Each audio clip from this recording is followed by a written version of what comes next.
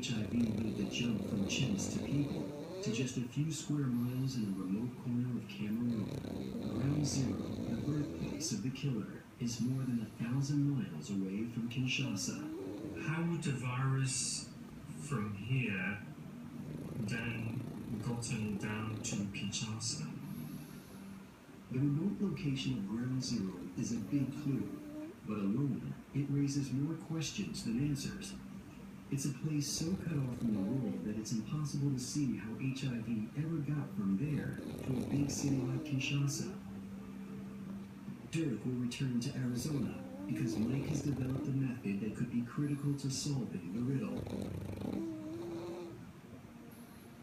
Mike has received data from the HIV-positive blood sample dating from 1959, which was taken from the Congo and survived in a freezer in the U.S.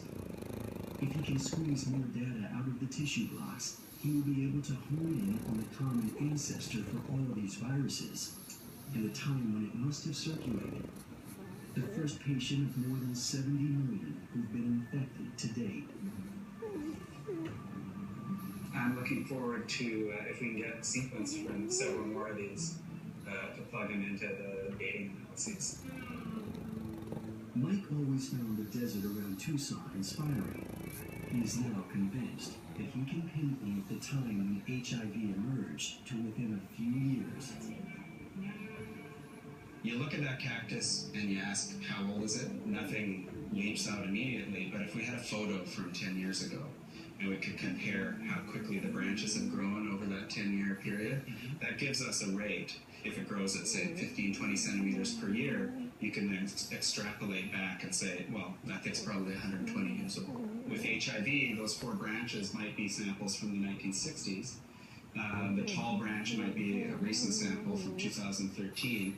The difference in height between those gives you the rate of evolution, which then allows you to assume that same rate and go back down the column of the cactus before your earliest sample and estimate when it germinated. The seed of the epidemic, the virus that infected the first human, the first of 70 million victims. The ancestor from which all later strains of HIV evolved, is over 100 years old. 1908 is Mike's best estimate for the origin of AIDS, the discovery that rewrites everything we believe to know about the pandemic.